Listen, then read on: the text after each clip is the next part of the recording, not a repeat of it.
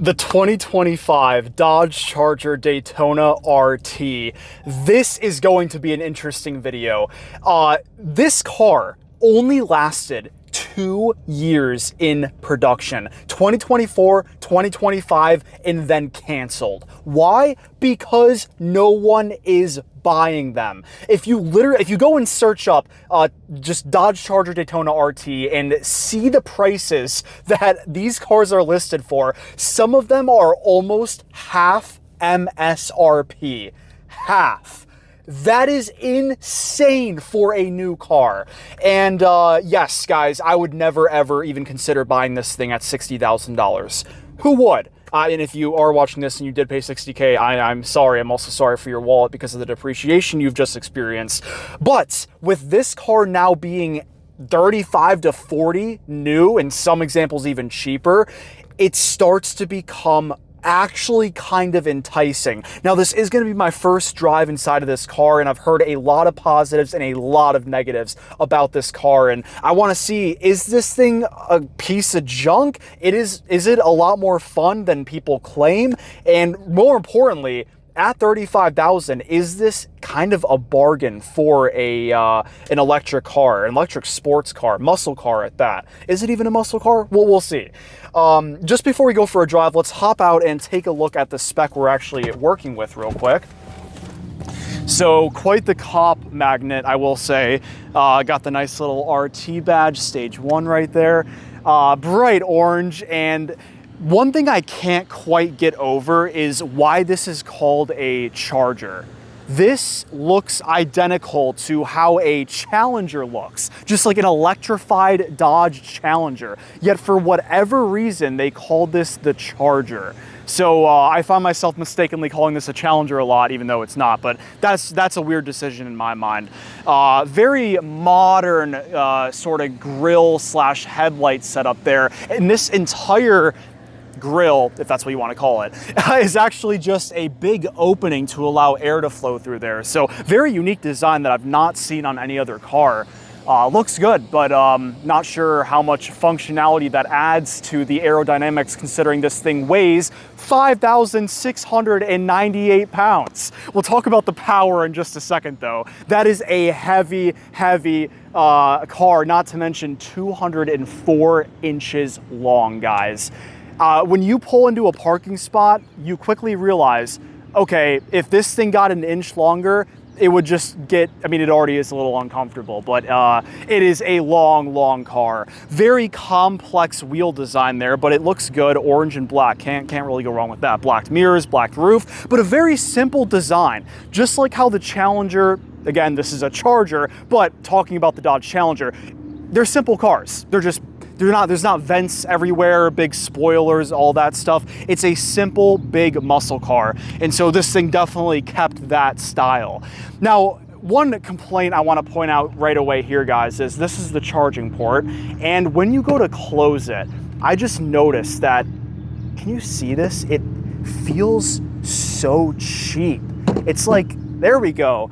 Some of the stuff on this car, Dodge, it feels like they just put it together and they're like, I mean, it closes if you push hard enough, or, oh, I don't know, like it looks good. But like, for example, this design right here, this looks so cool, but it's just cheap plastic.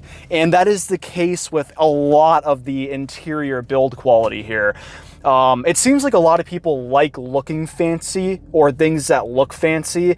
And even if they're just extremely cheap, people will still be okay with it until it starts to break. And that's when you're not okay with it. But let's go and throw on the seatbelts here.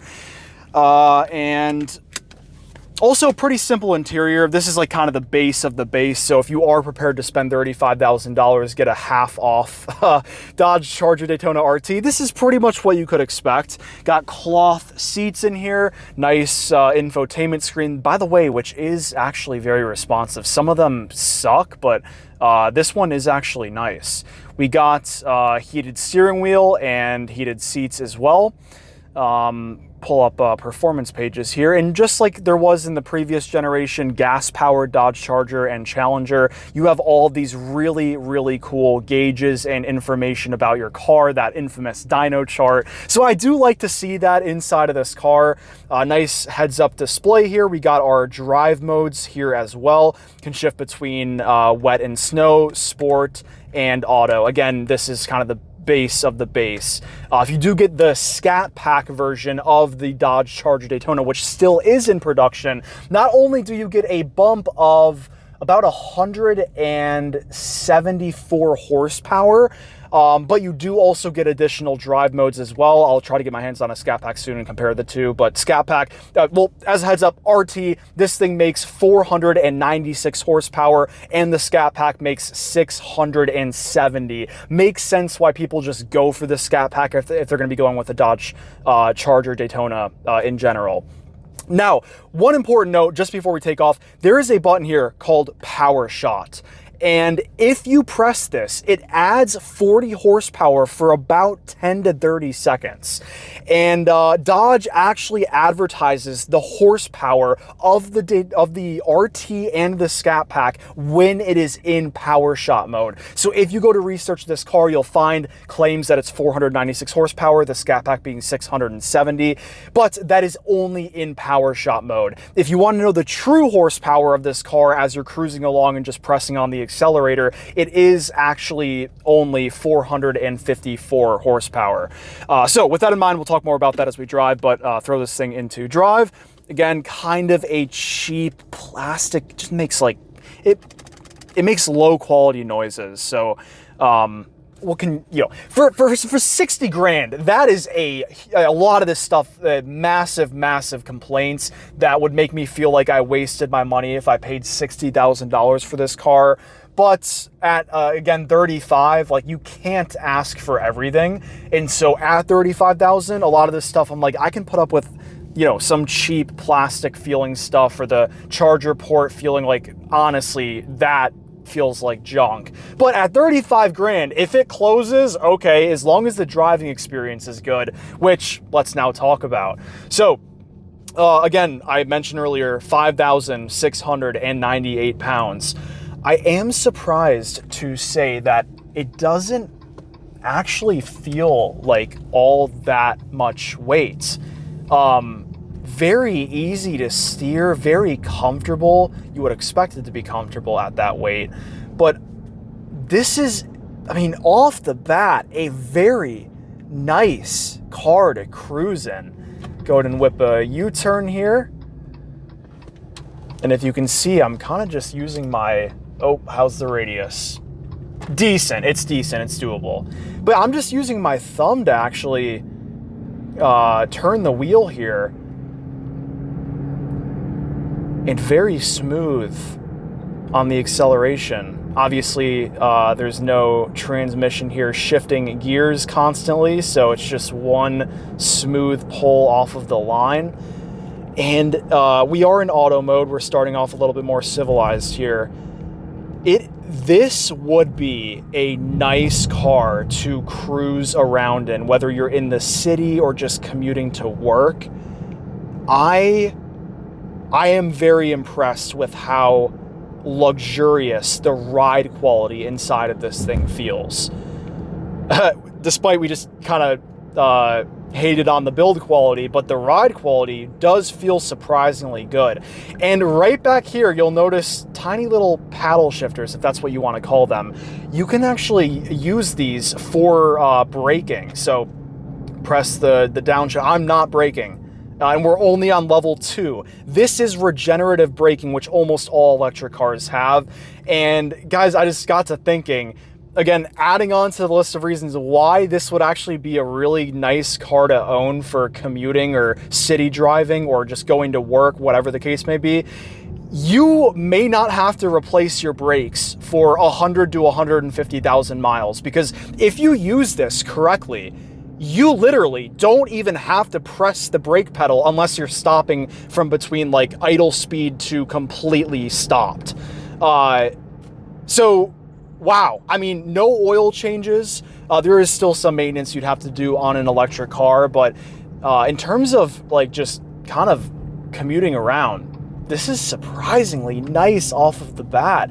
But let's go ahead and do a quick pull here. Let's go over, actually, let's go around this turn here and then let's do it. Pop it into sport. Got that nice little animation there. Miles per hour gets much bigger. Tire pressure right there. Motor power showing the kilowatts, kind of like horsepower, but kilowatts. Active, but you do have your power numbers right here if you want to look at that. Okay, let's go ahead and activate power shot mode, and let's do a 0 to 60 test here as well and see what it gets. All right, power shot mode activated. We're in sport. Listen to that sound. Ready, set, go.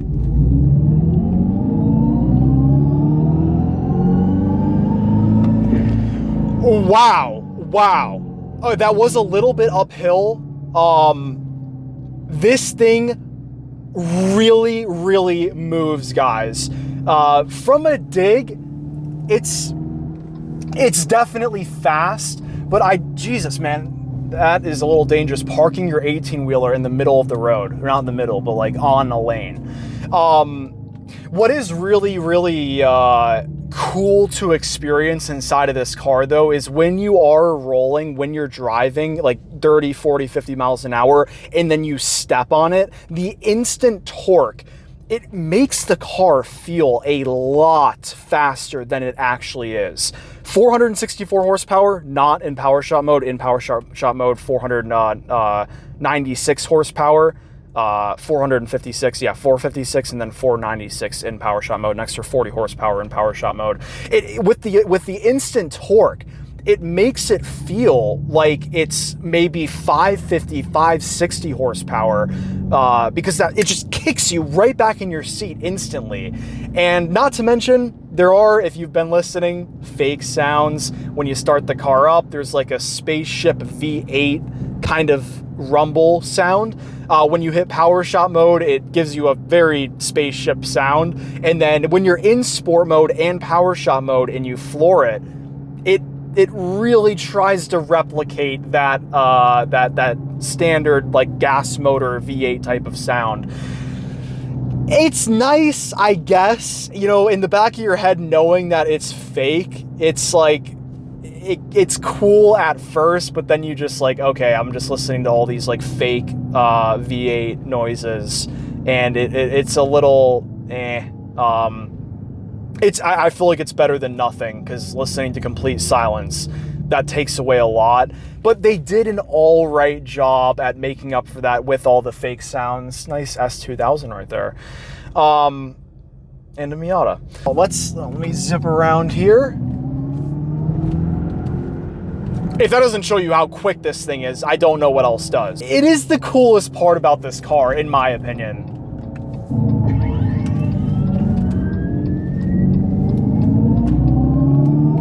Oh my gosh. Oh my, and yeah, you could get pulled over really fast in this thing. That is fun. That is really fun. And that's why I say, for a commuter going to work or getting groceries, going to a friend's house, it's not as bad as I thought, and I think not as bad as a lot of people say. It makes the fake noises, so it kind of puts a smile on your face, but when you do floor it and you get, your eyes kind of really do sink in the back of your head. I mean, this is one of the, I don't want to say fastest cars I've driven, but it will blow your mind rolling.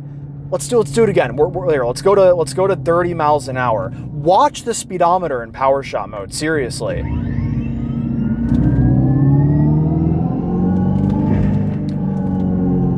Unreal. This is one of the quickest cars I have ever driven, for sure.